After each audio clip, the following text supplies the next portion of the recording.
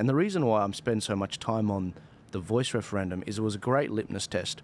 If you voted no, there was a higher chance that you're for smaller government, you're for greater economic mobility, you're more conservatively leaning with regards to your family values, you want lower taxes, you want freedom of speech, you want just basically less government in your lives.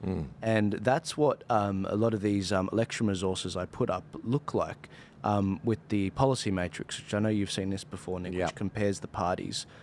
This was in New South Wales, by the way, guys, on ethics, on environment, on public health and well-being and education. So what I did was I went to great expense to actually make a map, which I'm going to be sending you home with one, Nick, if you can pack it. This map shows you exactly the areas that highest voted no. So in WA, you've got places like Cowan, for example. It's safe Labor. It's almost 11% Labor on a two-party preferred. But if you look at the no vote, it's a very safe no seat. And it's like, well, hang on a sec. A lot of the Liberals aren't probably putting as much resources into this seat because it's a safe Labor seat. But hang on, it's a safe no seat. And as I showed with that sort of policy matrix, these people, they generally are quite warm to what we want. It's funny you should bring up Cowan, Joel, because our Liberal candidate there, Felicia, what an outstanding woman she is. She's of Nigerian descent. I've met her. Yeah.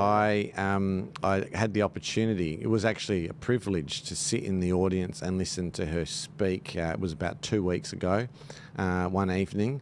She went up to the microphone. She had some papers in her hand, so I thought, okay, candidate, they're probably going to read their speech. Didn't look at the notes the whole time and delivered a passionate speech about the future of children in Australia and how and why she is so concerned. She and her husband came from Nigeria to Australia for a better life, and they have had a wonderful life here, and they're saying, what is going on here? Why are we getting all of this, quite frankly, woke garbage being pushed, rammed down our throats by governments at both the state and federal level? This is not why we came to Australia, and they want to fight for the Australia that they came to. And it was just such a privilege to be there. She was awesome. And it's nice because, I mean, your background is Anglo-Saxon, right? Yeah. So my both my parents were born in France, in Nice, in the south of France, and they came to Australia. They migrated here, and originally for 1 or 2 years, and then they never left. Yeah, see, straight white men. You've got kind of a bit of a rough. You've had a rough gig the last few years. You know, you've had the democratic socialists coming after us and the communists coming after you. And I say us because I went to an Anglo school. But I see. Then you see this black woman get up and tell them off. Yeah. And be more conservative than all of them. And you're like, oh, thank God. Oh, she's just going to be such a breath of fresh air. I really hope that she wins. So that graphic is quite interesting that you showed there. Yeah, so look, there's a lot of seats like that where I look at them and I'm like, well, we really ought to be investing some time and a bit more resources into that. And if you think it can't be done, I will remind you of a seat called Fowler. Fowler, you will remember this, Nick, because it was hilarious. Christina Keneally ran for Fowler for the 2022 election. The two-party preferred count, it was like 65% Labor to Liberal. And yet, I'm not surprised to see that Daly flipped it. Now, obviously, she had a lot of help from, she had a lot of connections in council. Frank Carbone he gets like 80%, 85% of the mayor vote in that area, and he was a big ally of her. But the idea that the people there were actually on side and conservative, I'm not shocked to see that they voted 60% no. And that is the argument I'm making to Liberals and to any organisation that'll listen to me ahead of the next election. It's you need to basically throw out this pendulum from the this is a pendulum which shows you all the parties and all the candidates in the lower house, all the members of parliament. Now, the lower you go on this pendulum, it's the more marginal the seat is. Yeah. Now, my argument to the Liberals is throw this thing out. You need to remake this, but with the yes-no vote, not with the two-party preferred vote. Because the Liberals, I mean, they've kind of strayed quite a bit from the Menzies We Believe statement, and I think the electorate are looking for something a bit more conservative and a bit more fresh, if I may say so myself. But I don't know. Look, I'm going to throw all that at you because I've been monologuing for a while. What do you think? No, well, I think that makes a lot of sense, Right. to be able to do that kind of analysis first and foremost. But this is a real issue. So again, I'll just talk from a West Australian context. As I said earlier, Roger Cook is the Premier of Western Australia. He was the biggest champion for this. This is the person who called the rest of us dogs if we raised any concerns with regard to his shambolic rollout of the Aboriginal Cultural Heritage Laws. So fierce was his advocacy for the voice, etc. Now, in his cabinet, he has senior ministers. Two in particular I will name, right? Amber Jade Sanderson, she's the health minister who took over from him. And then you've got another chap by the name of Stephen Dawson, who word has it that, or rumour has it that he'll take over from her in health. No one wants health apparently in Western Australia. It's an absolute chaotic mess. But the reason I mention those two is not because of their desire for the health portfolio or otherwise, but because they are on the public record saying that they absolutely support the idea of a voice at a state level. So Western Australian voters should not forget that these people are adamant and determined to push something like this through. And we also know, with respect to this same Labor mob in WA, that if they say something, be very, very careful about what you're listening to, because they were asked prior to the last election, if you win, will you change the electoral laws? And the then Premier, Mark McGowan, said, no, it's not on the agenda, and he was quite shirty with the media about them pressing him on this. Within the first 6 months, you're going to change the laws. We've got a different system in the upper house as a result of it, like you said. So, got rid of the GVTs, group voting tickets. Yep, and we now have a single electorate across the whole of Western Australia rather than the regions that we had previously, which interestingly enough probably increases the prospects for minor parties. Yep, but again, it's the case of a politician and a leader saying one thing and then going and doing the exact opposite. Yeah. It's, again, disgraceful conduct. But no wonder people get very exasperated with politics. Yeah, it'll be very interesting. I'm very eager to generate a policy matrix and work out who these people are that are running, seeing what their history is, seeing what party platform they're running on, and what their personal background is and all of this, so I can... That's why I'm really excited. After the 26th of October passed this year, we had fought something like 6 elections in the span of 2 months. It was nuts. No one, I can honestly say this, no one has fought more elections in the last 4 years than myself and my team, because we're in every state, local and federal. And we wrapped things up in October, and I was like, I'm really excited now because I can have a breather. I can focus on a state I really love, like WA. See, WA, South Australia, I really like the Liberal Party in those states. But I do also see some avenues with the minor parties to really help them as well. Because you need both. You need a Greens of the right to back up the Libs, like in other states. Like, for example, Alex Antic in South Australia and Sarah Game, they work in tandem really well. Obviously, one's on a state level, one's on a federal level. Yep.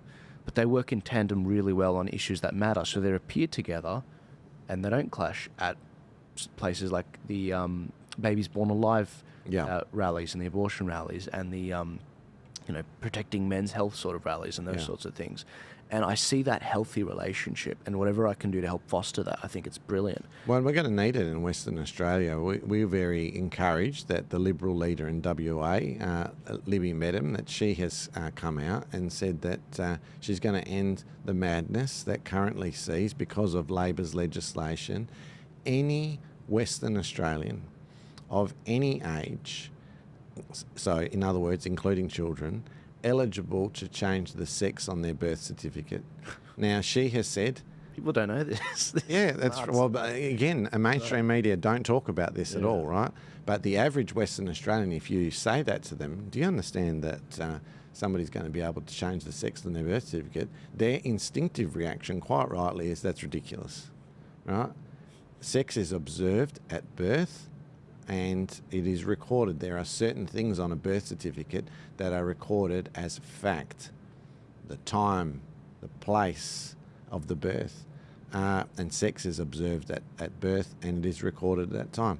So very encouragingly, Libby is the first, as I understand it, in the nation as a leader to say, no, look, this is madness, we're going to stop this. Now, it's one thing to make that commitment, but then in order to be able to deliver it, you need to have a majority in both houses of Parliament, and that's where, as you say, some of these minor parties will have a role to play. Yeah, but at the same time, I mean, we've got to be real about this. The minor parties are so divided all the time. I mean, I think in WA especially, there was 3 members of Parliament elected on the One Nation Pauline Hanson ticket, and then they all left the party. Yeah, so it was in the last Parliament where they had 3 elected. I think it'd be fair to say, and I know the chaps involved, I like them. I like all 3 of those guys. We got along well. I had a good rapport with each of them. 3 very different personalities. Yes, one ended up leaving and effectively being an independent, and the other 2 had a, shall we say, difficult relationship. Right. Yeah, and this is the frustrating thing. It's like, obviously politics is the business of bringing people together on similar values and fighting on issues that you have agreement and sometimes it's disagreement. But the left they are just so, what are they? Collectivist in nature. They're not individualists, and that means when the push comes to shove and the fight comes up, they come together, they consolidate. Yeah. Whereas the right, they just sort of scatter. Well, and it's a natural consequence, Joel, of our inherent belief in freedom and liberty. And so if you believe in freedom and liberty, and you then elect people to Parliament who share that value, then that's going to manifest itself in the way that people interact with one another. They want to have the freedom to be able to disagree, to have robust discussions, to have a conscience vote like we do have in the Liberal Party.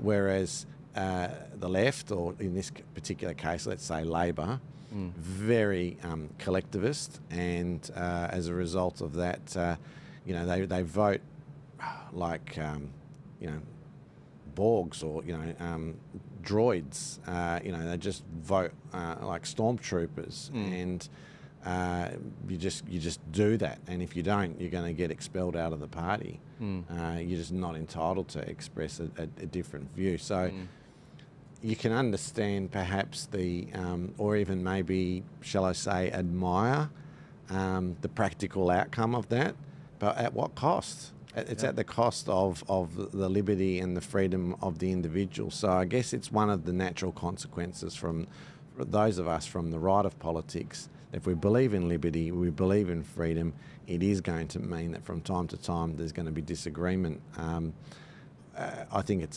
it's worth it in the end, because otherwise, what's the alternative? Yeah, well, I think that's why I see a gap in the market. I think that there's a huge opportunity and I have no aspirations to run and become a politician, because I see a gap in the market to build that synergy between the minor parties, between the conservative parties, so that we can start winning together rather than, division means death. Oh, it's hard enough as it is. There's no time to be fighting amongst ourselves. Yeah. By all means, have a robust discussion and have a disagreement, but let's get on with it, guys. Internally. But when you go out there, and you face the foe, it's like, okay, well, these guys actually want to chop my kids dangling off, we agree that that's not a good thing. Yeah. I'll give you a practical example. Say, for instance, this birth certificate issue, right? Rather than, which will inevitably happen, some people will then want to try and maybe attack Libby and the Liberal Party and saying, oh, you're not going far enough, right? I get it, right? By all means, have a view, continue to express it. Let's try to enhance policy as we move forward. But in the meantime, while you've got something, let's run with it. Yeah, that's right. So we'll see what happens at the election. It's going to be very, very interesting. Definitely a strong contrast in policy position on that issue at the very least.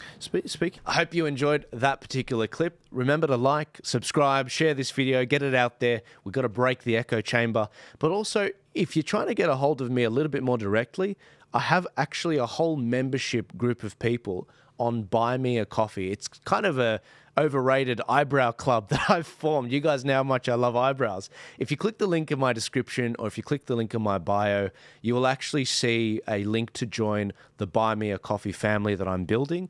I want to be able to share more with you guys as to what are my plans ahead of the election, what are my raw and uncensored predictions for the elections and the various bills going through the parliaments. But also, I want to hear from you guys. What are the big tools that you want to see to help you meander through the craziness that will be 2025? And what advice do you have for me? What do you think the biggest issues are? Some of the best projects I've come up with have been from your ideas. The how to vote cards, the LGBT book registry, the reparations calculator. These are all things that you guys, from chatting with you, have inspired in me to form and make. I just happen to have the means to do it. But I want to actually, be walking around with both eyes open as to what's going on in this country. And the best way to do that is through you. It's through family. And I think that's why they try to destroy the family unit in this country. If you want to join the club, click the link in my description, click the link in my bio, join the family. There's 3 different eyebrow tiers, bronze, silver, and gold. You don't have to go for the gold one. The bronze one is really good. We're going to be chatting monthly on a Zoom together. We're going to be chatting about what's going on in this country, and I'm going to be able to hear about what's going on in your lives, what you guys need, and where you see things going. And I can be a little bit more raw with you and let's just say swear a little bit more, which I really want to do. I'll see you guys later. God bless you. Thank you again for your support, and I'll see you in 2025.